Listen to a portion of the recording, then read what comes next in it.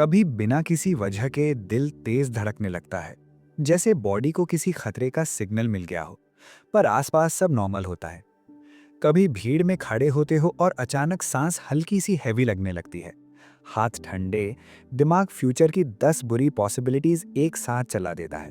और सबसे अजीब बात, तुम खुद समझ नहीं पाते कि डर किस बात का है। ये जो फीलिंग है ना, यही एंग्जाइटी है।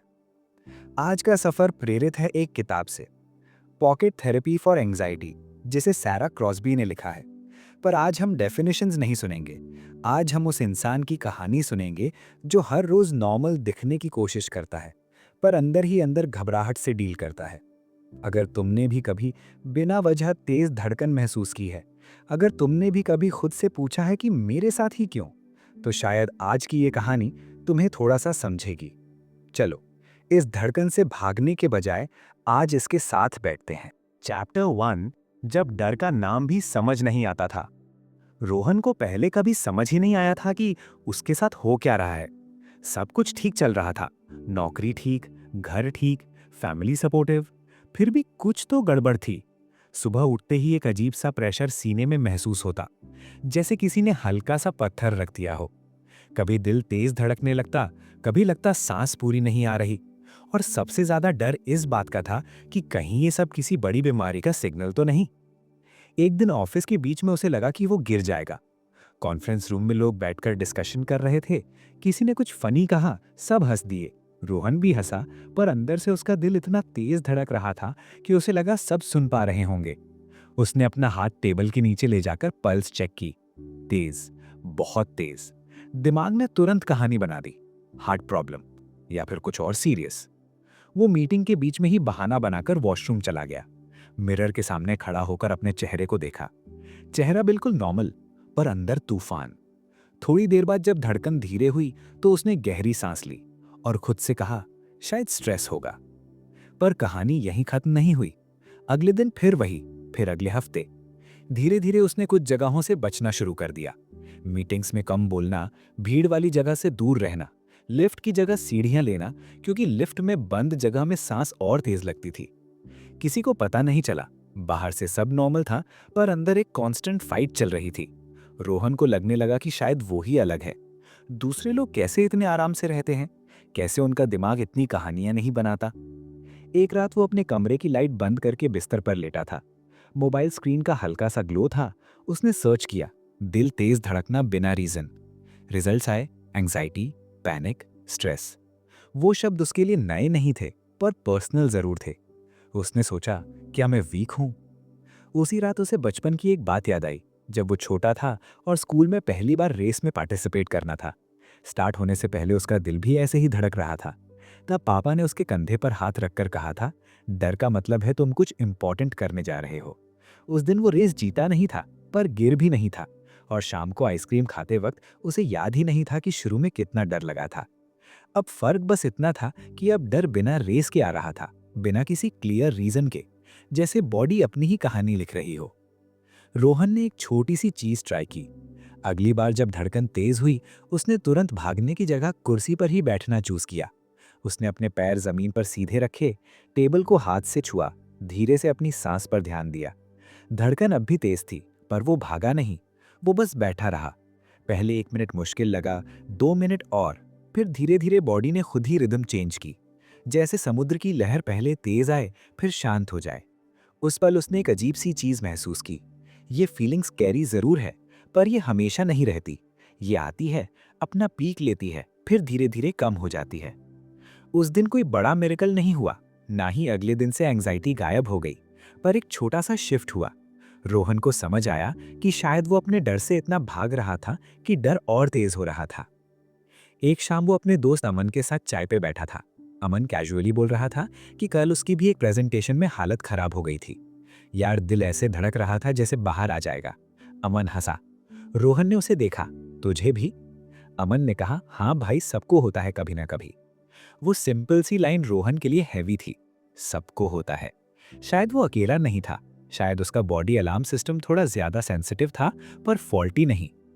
अगले कुछ हफ्तों में रोहन ने अपने आप को ऑब्जर्व करना शुरू किया।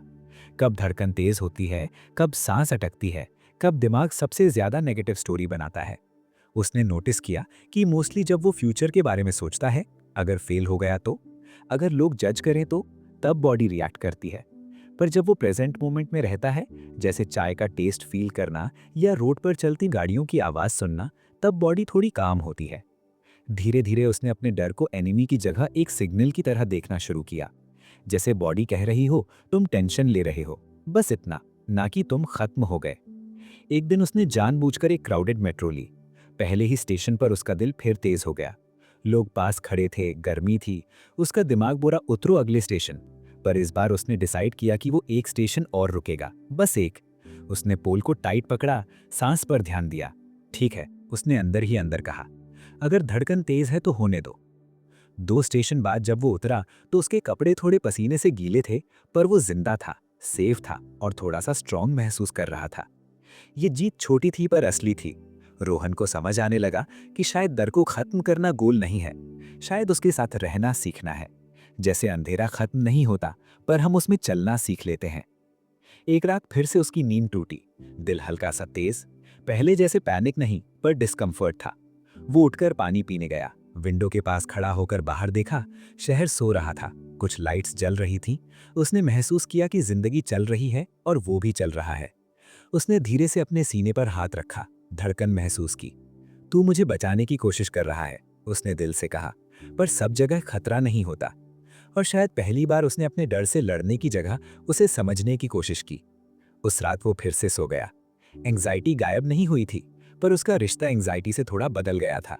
पहले वो उसे दुश्मन समझता था, अब वो उसे एक ओवर प्रोटेक्टिव गार्ड की तरह देख रहा था, जो कभी कभी बिना वजह भी अलार्म बजा देता है। और कहानी यहीं पर एक नई डायरेक्शन लेती है। जब इंसान अपने डर का नाम समझने लगता है, तो डर का वेट हल्का होने लगता है। रोहन अब भी परफेक्ट नहीं था, कभी कभी फिर से घबराहट होती, पर हर बार वो याद करता, ये वेव है, ये आएगी, पीक करेगी, फिर चली जाएगी। उसने अपनी जिंदगी को पॉज पर रखना धीरे धीरे बंद कर दिया। छोटी छोटी चीजें वापस शुरू की। दोस्त के साथ मूवी, फैमिली के साथ डिनर, कभी सोलो वॉक। हर जगह थोड़ा डर साथ आता, पर अब वो उसका हाथ पकड़कर चलने लगा था। और शायद यहीं से हीलिंग शुरू होती है, जब हम परफेक्ट काम का वेट करना बंद कर देते हैं और धड़कन के साथ ही जीना शुरू कर देते हैं। रोहन की कहानी कोई फेरी टेल नहीं थी। उसका दिल अब भी कभी तेज धड़कता है, पर अब जब धड़कन बढ़ती है, वो खुद से कहता है, ठीक है, मैं यही हूं। और शायद सबसे बड़ा बदलाव यही था कि वो अब अपने आप के साथ था। चैप्टर 2, जब दिमाग कहानियां बनाता है। रोहन ने एक दिन नोटिस किया कि एंग्जाइटी सिर्फ बॉडी में नहीं होती, वो दिमाग में कहानी बनकर आती है। एक छोटा सा मैसेज भी कभी कभी उसके लिए स्टॉर्म बन जाता था। बॉस ने लिखा, कल मिलना, बस इतना। पर उसके दिमाग ने तुरंत सीन्स क्रिएट कर दिए। प्रोजेक्ट खराब हो गया, गलती पकड़ी गई, अब प्रॉब्लम होगी। उस रात वो बेड पर लेटे हुए सीलिंग देख रहा था। रियलिटी सिंपल थी, सिर्फ एक मीटिंग फिक्स हुई थी, पर इमेजिनेशन ने उसे फ्यूचर का डिजास्टर दिखा दिया था। अगली सुबह जब वो कैबिन में गया, तो बात बिल्कुल नॉर्मल निकली। न कोई वार्निंग, न कोई इश्यू, बस एक सिंपल डिस्कशन। कैबिन से बाहर आते ही उससे एक अजीब सा एहसास हुआ। उसका दिमाग हर न्यूट्रल चीज को नेगेटिव बना देता है। और ये सिर्फ ऑफिस तक लिमिटेड नहीं था। अगर किसी दोस्त ने मैसेज का रिप्लाई लेट किया, तो तुरंत थॉट, शायद नाराज है। अगर कोई हल्का सा सीरियस दिखा, तो शायद मैंने कुछ गलत बोल दिया। हर जगह वर्स्ट केस वर्जन। एक दिन उसने खुद से क्वाइटली पूछा, अभी इस वक्त मेरे पास कौन सा प्रूफ है? और अक्सर जवाब होता, कोई प्रूफ नहीं, सिर्फ अंदाजा। उसने ये भी नोटिस किया कि उसका दिमाग फ्यूचर में रहता है। अगर ऐसा हो गया तो, अगर वैसा हो गया तो। पर जब वो प्रेजेंट मोमेंट में आता, जैसे चाय की गर्माहट फील करना या हवा का हल्का सा टच महसूस करना, तो एंग्जाइटी थोड़ी कम लगती। धीरे धीरे उसने एक छोटी सी हैबिट डेवलप की। जब भी नेगेटिव थॉट आता, वो तुरंत रिएक्ट नहीं करता, वो बस उस थॉट को देख लेता। जैसे ट्रेन प्लेटफॉर्म से गुजर रही हो। हर ट्रेन में बैठना जरूरी नहीं होता, हर थॉट सच नहीं होता। एंग्जाइटी अब भी आती थी, दिमाग अब भी कहानी बनाता था, पर रोहन ने हर कहानी को फाइनल डिसीजन बनाना बंद कर दिया। और शायद वहीं से उसके अंदर थोड़ी क्लैरिटी आने लगी कि दिमाग इमेजिनेशन में पावरफुल हो सकता है, पर रियलिटी अक्सर उतनी डरावनी नहीं होती जितनी वो दिखाता है। चैप्टर 3, जब तुम भागना बंद करते हो। रोहन को पहले लगता था कि उसकी सबसे बड़ी प्रॉब्लम उसका डर है, पर धीरे धीरे उसे समझ आया कि शायद प्रॉब्लम डर नहीं, डर से भागना है। वो हर उस जगह से बचने लगा था जहां उसे थोड़ी भी घबराहट होती। भीड़, presentations, long drives, family functions, हर जगह उसने एक इनविजिबल लाइन खींच दी थी। यहाँ तक ठीक हूँ, इसके आगे नहीं। और अजीब बात यह थी कि जितना वो बचता गया, उतनी उस लाइन के अंदर वाली दुनिया छोटी होती गई। एक वक्त था जब वो दोस्तों के साथ अचानक ट्रिप लाइन कर लेता था। अब वीकेंड पर भी घर से निकलने का मन नहीं करता। पहले वो मॉल में घंटों घूम सकता था, अब 15 मिनट में ही अनईजी फील करता। पहले लिफ्ट नॉर्मल थी, अब लिफ्ट में खड़े होते ही दिल तेज। उसे लगता था वो सेफ रह रहा है, पर सच में वो धीरे धीरे अपनी ही जिंदगी से दूर हो रहा था। एक दिन उसकी बहन ने शादी की शॉपिंग के लिए बुलाया। मॉल जाना था। पहले इंस्टिंक्ट था मना कर देना, बहाना भी रेडी था, थोड़ा काम है। पर फोन रखने के बाद वो चुप बैठा रहा। उसने खुद से पूछा, अगर मैं नहीं गया तो क्या होगा? जवाब सिंपल था, कुछ नहीं। पर एक और जवाब धीरे से आया, मैं फिर एक चीज़ अवॉइड कर दूंगा। उसने डिसाइड किया कि वो जाएगा। परफेक्ट कॉन्फिडेंट फील करने का वेट नहीं करेगा। मॉल पहुंचते ही वो फेमिलियर सेंसेशन वापस आ गई। थोड़ी गर्मी, थोड़ा नॉइज, लोग इधर उधर। उसका दिमाग तुरंत अलर्ट मोड में चला गया। बहुत भीड़ है, सांस हैवी लग रही है, निकल चलते हैं। पर इस बार वो तुरंत नहीं निकला। उसने एक स्टोर के बाहर रुककर सिर्फ अपने पैरों को महसूस किया। जमीन सॉलिड थी, वो गिरा नहीं था। सांस तेज थी, पर आ रही थी। बहन कपड़े देख रही थी, एक्साइटेड टोन में बात कर रही थी। रोहन उसकी बातें सुनने की कोशिश करने लगा। धीरे धीरे उसका फोकस अपनी धड़कन से हटकर उसकी बहन की हंसी पर शिफ्ट होने लगा। 15 मिनट गुजरे, फिर 20। एंग्जाइटी पीक पर आई, फिर धीरे धीरे नीचे उतरने लगी। उस पल रोहन ने एक इंपॉर्टेंट चीज महसूस की। एंग्जाइटी वेव की तरह होती है। अगर तुम भागते हो तो तुम उस वेव को चेस करते हो, अगर तुम रुकते हो तो वेव खुद ही टूटकर शांत हो जाती है। शॉपिंग खत्म हुई। घर आते वक्त कार में वो खिड़की से बाहर देख रहा था। कोई बड़ा हीरोइक मोमेंट नहीं था, बस एक सिंपल सा रियलाइजेशन, मैं रुक सकता हूँ। अगले कुछ हफ्तों में उसने छोटे छोटे एक्सपेरिमेंट्स किए। लिफ्ट में एक फ्लोर एक्स्ट्रा रुकना, मेट्रो में एक स्टेशन एक्स्ट्रा ट्रैवल करना, मीटिंग में एक बार अपनी ओपिनियन रखना। हर बार दिल तेज, हर बार दिमाग का वार्निंग सिस्टम एक्टिव, पर हर बार वो पूरी तरह कोलैप्स नहीं हुआ। उसने नोटिस किया कि जब वो अवॉइड करता था, एंग्जाइटी अगले बार और जल्दी आती थी। जैसे दिमाग कह रहा हो, अच्छा तुमने बचकर सही किया, मतलब सिचुएशन डेंजरस थी। पर जब वो रुकता था तो दिमाग धीरे धीरे कंफ्यूज हो जाता था। डेंजरस था, पर कुछ हुआ नहीं। एक शाम वो पार्क में जॉग करने गया। पहले ही राउंड में उसकी हार्ट बीट नेचुरली तेज हो गई, और इंटरेस्टिंगली उसका दिमाग कंफ्यूज हो गया। ये धड़कन एक्सरसाइज की वजह से है या एंग्जाइटी की? पहले वो हर तेज हार्ट बीट को पैनिक समझता था। अब उसने डिफरेंस नोटिस किया। बॉडी कभी नेचुरली भी फास्ट होती है, बिना किसी खतरे के। वो बेंच पर बैठकर हल्का सा हंसा। शायद प्रॉब्लम धड़कन नहीं थी, प्रॉब्लम इंटरप्रिटेशन थी। धीरे धीरे उसका कॉन्फिडेंस आर्टिफिशियल नहीं, रियल होने लगा। वो ये प्रिटेंड नहीं कर रहा था कि उसे डर नहीं लगता, वो बस ये एक्सेप्ट कर रहा था कि डर के साथ भी काम हो सकता है। एक बार उसने इंटेंशनली एक प्रेजेंटेशन के लिए हाथ उठाया। पहले वो खुद को बैक बेंच पर रखना पसंद करता था। इस बार उसने डिसाइड किया कि वो वॉलंटियर करेगा। प्रेजेंटेशन के पहले रात नींद हल्की थी, सुबह स्टमक में हल्का सा नॉट था, पर वो गया। जब उसने बोलना शुरू किया, आवाज़ में थोड़ी वाइब्रेशन थी, पर 3 मिनट बाद फ्लो आ गया। एंड में कुछ लोगों ने अप्रिशिएट भी किया, पर सबसे बड़ा अप्रिसिएशन उसने खुद को दिया। तू भागा नहीं। उस दिन रोहन को लगा कि एंग्जाइटी कोई लॉक डोर नहीं है, वो एक दरवाज़ा है जो खुलता है जब तुम उसके सामने रुकते हो, भागते नहीं। अब भी कभी कभी वो कैंसिल करता है, कभी कभी अवॉइड भी कर लेता है, पर अब वो अपने आप को जज नहीं करता, बस नोटिस करता है। आज मैं नहीं गया, ठीक है, कल ट्राई करेंगे। ये सॉफ्टनेस उसके लिए नहीं थी। पहले हर अवॉइड के बाद गिल्ट होता था, अब बस अवेयरनेस होती है। एक रात वो रूम में बैठा था। विंडो से हल्की हवा आ रही थी। उसने सोचा, मैं पहले एंग्जाइटी से बचने की कोशिश कर रहा था, अब मैं जिंदगी को मिस ना करने की कोशिश कर रहा हूँ। फर्क सटल था, पर पावरफुल। उसने रियलाइज किया कि जिंदगी परफेक्ट काम का वेट नहीं करती। शादियाँ, फंक्शंस, मीटिंग्स, ट्रिप्स, सब इम्परफेक्ट लोगों के साथ होते हैं। और शायद ब्रेव होने का मतलब फियरलेस होना नहीं, फियरफुल होते हुए भी हाँ कहना है। रोहन अब भी कभी कभी मॉल में अनईजी फील करता है, मेट्रो में कभी कभी एग्जिट डोर पर खड़ा रहना पसंद करता है, पर अब वो घर में बंद नहीं रहता। उसने अपनी दुनिया की बाउंड्री धीरे धीरे वापस बढ़ानी शुरू कर दी है। और सबसे इंटरेस्टिंग बात, जितना वो भागना कम करता गया, उतनी एंग्जाइटी की इंटेंसिटी धीरे धीरे कम होने लगी, जैसे दिमाग को सिग्नल मिल रहा हो शायद ये सब इतना डेंजरस नहीं। एक दिन उसने डायरी में लिखा, आज भी डर था पर मैं गया, बस इतना। कभी कभी हीलिंग लाउड नहीं होती, वो छोटी लाइंस में लिखी होती है, छोटे डिसीजंस में, एक एक्स्ट्रा स्टेशन, एक एक्स्ट्रा मिनट, एक हाँ जहाँ पहले ना होती थी। रोहन बालकनी में खड़ा आसमान देख रहा था। उसने महसूस किया कि हवा सेम है, शहर सेम है, लोग सेम है, बस उसका रिएक्शन थोड़ा सा बदल गया है। और शायद कभी कभी बस इतना ही काफ़ी होता है। चैप्टर 4, जब तुम खुद से लड़ना छोड़ देते हो। रोहन को लगता था उसकी सबसे बड़ी प्रॉब्लम एंग्जाइटी है, पर एक दिन उसे एहसास हुआ कि शायद एंग्जाइटी से भी बड़ी प्रॉब्लम उसका अपने आप से लड़ना है।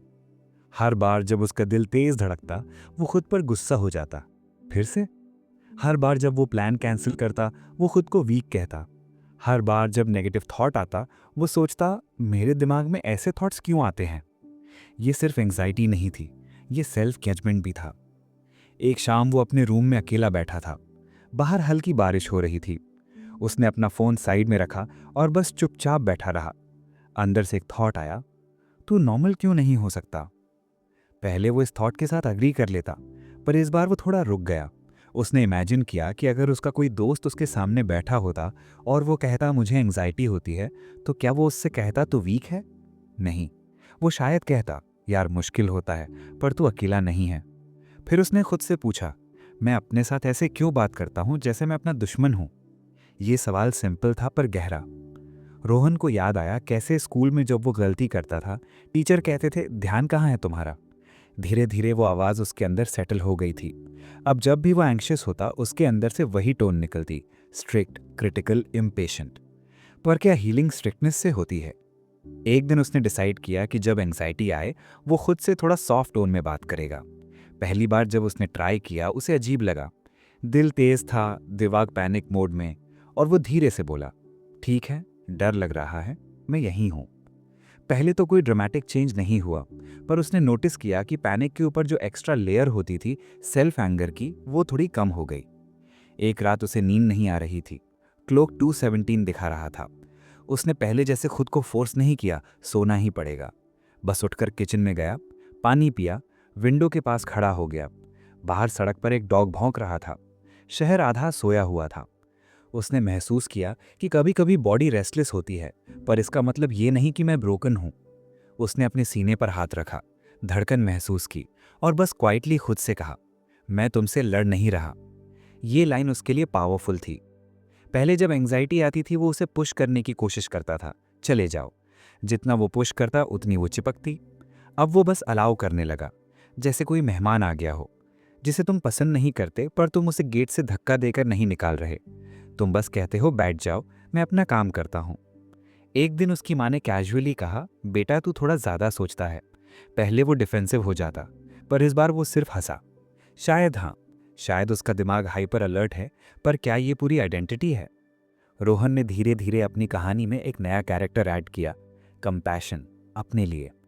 जब वो मेट्रो में एंग्शियस होता, वो खुद को साइलेंटली कहता, बहुत लोगों को ऐसा फील होता है, तू अकेला नहीं। जब मीटिंग में आवाज़ हल्की सी हिलती, वो बाद में खुद को भूलता, फिर भी बोला ना। उसने नोटिस किया कि जब वो खुद को जज करता है, एंग्जाइटी डबल हो जाती है। एक लेयर फियर की, एक लेयर शेम की। पर जब वो सिर्फ फियर को रहने देता है, तो वो मैनेजेबल लगती है। एक बार वो अपने पुराने फोटोज़ देख रहा था, कॉलेज के दिन, हंसते हुए, केयर फ्री। उसने सोचा, मैं इतना सीरियस कब हो गया? फिर उसे याद आया रिस्पॉन्सिबिलिटीज़, एक्सपेक्टेशंस, कंपैरिजन। धीरे धीरे उसने खुद के लिए स्टैंडर्ड्स इतने हाई सेट कर लिए थे कि हर छोटी चीज़ में वो फेल फील करता। पर एंग्जाइटी सिर्फ फियर नहीं, प्रेशर भी होती है। खुद को परफेक्ट देखने का प्रेशर, हर सिचुएशन में कंपोज रहने का प्रेशर। उसने एक छोटा सा एक्सपेरिमेंट किया। अगली बार जब किसी ने पूछा कैसे हो, तो उसने कैजुअली कहा, थोड़ा स्ट्रेस्ड हूँ आज, बस इतना ही। कोई डिटेल नहीं। पर उसने पहली बार मास्क हल्का सा साइड किया। सामने वाले ने नॉर्मल टोन में कहा, होता है यार, और बात आगे बढ़ गई। रोहन को लगा शायद वल्नरेबिलिटी इतनी डेंजरस नहीं होती जितनी दिमाग बताता है। एक शाम वो पार्क में बेंच पर बैठा था। सूरज ढल रहा था। आसमान ऑरेंज से पर्पल में शिफ्ट हो रहा था। उसने महसूस किया कि जिंदगी में हर दिन परफेक्ट नहीं होगा। कभी एंग्जाइटी हाई, कभी लो, कभी कॉन्फिडेंस स्ट्रांग, कभी फ्रिजाइल। पर अगर मैं हर लो डे पर खुद को पनिश करता रहूंगा तो मैं कभी स्टेबल फील नहीं करूंगा। उसने अपने अंदर एक नई लाइन रिपीट करनी शुरू की, मैं प्रोसेस में हूँ, ना ब्रोकन ना फिक्स्ड, बस प्रोसेस में। एक दिन फिर से एक स्ट्रॉन्ग एंग्जाइटी वेव आई, सीने में टाइटनेस। दिमाग ने बोला सब बेकार हो रहा है। पर इस बार रोहन ने पैनिक के बीच में खुद से एक सॉफ्ट सा सेंटेंस कहा, ये अनकंफर्टेबल है पर मैं सरवाइव कर लूंगा। और वो कर गया। एंग्जाइटी गई नहीं, पर उसका रिलेशनशिप उससे बदल गया। अब जब वो मिरर में खुद को देखता है तो उसे एक वीक इंसान नहीं दिखता, उसे एक ऐसा इंसान दिखता है जो हर दिन थोड़ा सा ट्राई कर रहा है, जो हर बार गिरने के बाद खुद को डांटने की जगह उठाता है। रोहन बालकनी में खड़ा शहर की लाइट्स देख रहा था। उसने महसूस किया कि शायद हीलिंग का मतलब एंग्जाइटी को जीरो कर देना नहीं है। शायद हीलिंग का मतलब है खुद के साथ खड़े रहना जब एंग्जाइटी आए। और जब इंसान खुद का साथी बन जाता है तो अंधेरा थोड़ा कम डरावना लगता है। चैप्टर 5, जब तुम धीरे धीरे वापस जीना शुरू करते हो। रोहन को एक वक्त लगता था कि उसकी जिंदगी दो हिस्सों में बंट चुकी है। पहले वाली जिंदगी जब सब नॉर्मल था, और अब वाली जब हर चीज से पहले एक चेक लगता है, यहां एंग्जाइटी तो नहीं होगी। पर एक दिन उसे एहसास हुआ कि शायद जिंदगी दो हिस्सों में नहीं बटी, शायद वो बस रुक रुक कर चल रही है, और रुकना भी चलने का ही एक हिस्सा है। वो संडे था। सुबह थोड़ी धीमी सी थी, विंडो से हल्की रोशनी आ रही थी। पहले जैसा हैवी फीलिंग नहीं था, पर पूरी लाइटनेस भी नहीं, बस बीच का कुछ। उसने चाय बनाई, कप हाथ में लेकर बालकनी में खड़ा हो गया। नीचे एक छोटा बच्चा साइकिल चलाना सीख रहा था। उसके पापा पीछे से सीट पकड़कर चल रहे थे। बच्चा बार बार मुड़कर चेक करता, पापा हो ना? पापा हर बार कहते, हाँ हूं। एक मोमेंट ऐसा आया जब पापा ने सीट छोड़ दी। बच्चा थोड़ा हिलता डुलता रहा पर चला। उसने पीछे मुड़कर देखा, पापा दूर थे। एक सेकंड के लिए उसका बैलेंस हिल गया, पर फिर वो संभल गया। रोहन उस सीन को देखता रहा। उसके अंदर कुछ हल्का सा शिफ्ट हुआ। उसने सोचा, शायद मैं भी हर वक्त चेक करता हूं, एंग्जाइटी होना, डर होना, कंट्रोल होना, और जब लगता है कंट्रोल नहीं है तो बैलेंस हिल जाता है। पर शायद बैलेंस परफेक्ट कंट्रोल से नहीं आता, बैलेंस प्रैक्टिस से आता है। उस दिन रोहन ने कोई बड़ा रेजोल्यूशन नहीं लिया, बस एक छोटा सा डिसीजन लिया। वो अपने दिन को एंग्जाइटी के हिसाब से डिज़ाइन नहीं करेगा, वो अपना दिन नॉर्मली प्लान करेगा, और अगर बीच में एंग्जाइटी आई तो उसे एडजस्ट करेगा, पर पहले से ही जिंदगी को छोटा नहीं करेगा। वो ग्रोसरी लेने निकला। रोड पर ट्रैफिक था। एक मोमेंट आया जब सीने में हल्का सा प्रेशर महसूस हुआ। पहले जैसा पैनिक नहीं, पर familiar सेंसेशन। इस बार उसने उसे तुरंत एनालाइज नहीं किया, बस थोड़ा धीरे चलने लगा। धूप को महसूस किया, एक ऑटो वाले की लाउड आवाज सुनी। उसने सोचा, मैं यहां हूं, ये मोमेंट यहां है, बस। ग्रोसरी स्टोर में लाइन लंबी थी। पहले वो लाइन देखकर ही वापस मुड़ जाता। आज वो खड़ा रहा। बीच बीच में उसका दिमाग बोलता, बहुत टाइम लगेगा, पर उसने लाइन को बस लाइन रहने दिया, थ्रेट नहीं। जब वो घर वापस आया, उसे लगा जैसे कोई मैराथन नहीं जीता, बस एक सिंपल सा काम किया, पर अंदर कहीं एक नया कॉन्फिडेंस क्वाइटली सेटल हो रहा था। रोहन ने समझा कि एंग्जाइटी से बाहर निकलना कोई एक बड़ा डोर खोलना नहीं है, ये छोटे छोटे दरवाजे खोलना है, हर दिन थोड़ा। कभी कभी रिलैप्स भी होता, एक हफ्ते सब ठीक, फिर एक दिन अचानक स्ट्रॉन्ग वेव। पहले वो सोचता, मैं फिर से जीरो पर आ गया, अब वो सोचता, आज थोड़ा टफ है। फर्क सिर्फ वर्ड्स का नहीं था, फर्क नजरिए का था। एक शाम वो अपने पुराने दोस्त के बर्थडे पर गया। म्यूजिक लाउड था, लोग डांस कर रहे थे। थोड़ी देर के लिए उसका बॉडी अलर्ट हो गया, लाइट्स, नॉइज, भीड़। उसने कॉर्नर में खड़े होकर पानी पिया, पहले जैसे एग्जिट डोर स्कैन नहीं किया, बस खुद से कहा, ठीक है, बॉडी रिएक्ट कर रही है, पर मैं सेफ हूं। 10 मिनट बाद वो डांस फ्लोर के पास खड़ा था। डांस नहीं किया, पर हंसी मजाक में ज्वाइन हो गया। और उस मोमेंट में उसने रियलाइज किया कि एंग्जाइटी उसकी पूरी आइडेंटिटी नहीं है, वो उसकी स्टोरी का एक पार्ट है, पूरी कहानी नहीं। रात को घर आते वक्त उसने कार की विंडो से बाहर देखा। शहर की लाइट्स ब्लर होकर निकल रही थी। उसने महसूस किया कि पहले वो फ्यूचर को लेकर ज़्यादा एंग्शियस रहता था, क्या मैं कभी नॉर्मल हो पाऊंगा। अब वो सोच रहा था, शायद नॉर्मल का मतलब यही है, कभी काम, कभी एंग्शियस, फिर भी जीना। उसने अपनी डायरी निकाली, लिखा, आज मैं गया, आज मैं रुका, आज मैं जिया। ये 3 लाइन सिंपल थी, पर उसके लिए हैवी। धीरे धीरे उसने कुछ रूटीन्स बना लिए। सुबह 5 मिनट खिड़की के पास खड़े रहना, रात को फोन साइड में रखकर थोड़ी देर साइलेंस में बैठना, कभी कभी बिना रीजन वॉक पर निकल जाना। ये सब मैजिक ट्रिक्स नहीं थी, पर ये उससे प्रेजेंट मिलाती थी। एक दिन उसने नोटिस किया कि पूरा दिन बिना मेजर एंजाइटी के निकल गया। पहले वो एक्साइटेड हो जाता, फाइनली खत्म। अब वो बस नोटिस करता, आज हल्का था, और अगले दिन अगर हैवी होता तो पैनिक नहीं करता।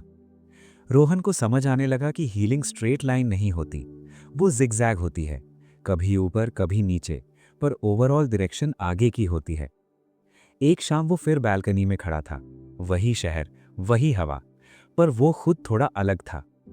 उसने अपने दिल की धड़कन महसूस की, नॉर्मल रिदम, पर उसे पता था कभी ये रिदम तेज भी होगी, और अब उसे इस पॉसिबिलिटी से इतना डर नहीं लगता। उसने धीरे से खुद से कहा, मैं परफेक्ट नहीं हूं, पर मैं प्रोग्रेस में हूं, और शायद यही सबसे बड़ा शिफ्ट था। एंग्जाइटी अब भी कभी कभी दरवाज़ा खटखटाती है, पर अब रोहन उसे देखकर घबराता नहीं। वो जानता है ये परमानेंट मेहमान नहीं, ये आती है, बैठती है, फिर चली जाती है। जिंदगी मीनवाइल चलती रहती है, और रोहन ने डिसाइड किया है वो जिंदगी को वेट नहीं करवाएगा। वो धड़कन के साथ चलेगा, घबराहट के साथ भी कभी कभी मुस्कुराएगा, क्योंकि अब उसे पता है डर के साथ भी जीना पॉसिबल है, और धीरे धीरे इसी जीने में एक नई आज़ादी मिलती है। और अगर तुम यहां तक सुनकर रुक गए हो, तो शायद ये सिर्फ एक वीडियो नहीं था, ये तुम्हारी अपनी कहानी का एक हिस्सा था। अगर तुम चाहते हो कि ऐसी ही गहरी, रियल और दिल से निकली कहानियां तुम तक लगातार पहुंचती रहें, तो अभी चैनल को सब्सक्राइब कर लो, क्योंकि यहाँ हम सिर्फ बुक्स की बात नहीं करते, यहाँ हम उन इमोशंस की बात करते हैं जो लोग चुपचाप फील करते हैं। ये है बुक एक्सपर्ट, जहाँ हर एपिसोड तुम्हें थोड़ा हल्का करता है, थोड़ा स्ट्रांग बनाता है। सब्सक्राइब करो और इस सफ़र का हिस्सा बन जाओ। मिलते हैं अगले वीडियो में, तब तक के लिए अलविदा, धन्यवाद।